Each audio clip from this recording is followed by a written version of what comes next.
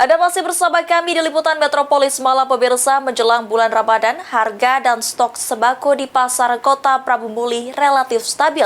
Meski ada beberapa bahan pokok yang mengalami kenaikan harga, tetap masih sesuai dengan harga.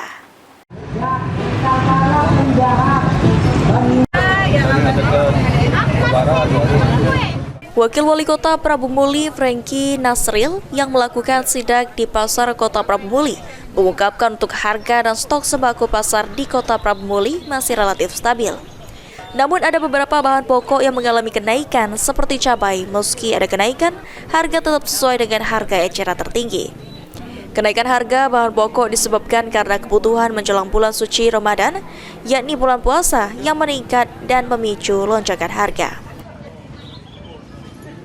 Ini kita ngecek pasar, ngecek harga sembako karena mendekati bulan Ramadan, jadi kita cek pasar untuk harga-harga.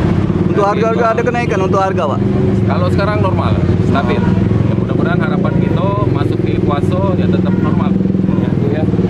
Untuk pangan sendiri, Pak, untuk kebutuhan di bulan Ramadan ini apa mencukupi? Sekarang mencukupi, stok aman. Stok aman. Maka kita survei, kita cek semua aman. Ya, mudah-mudahan aman terus sampai Lebaran. Para pedagang sembako dihimbau agar tidak menaikkan harga di atas ketentuan atau harga ecer tertinggi di saat menjelang bulan Ramadan seperti saat ini. Agi Perkasa, PAL TV.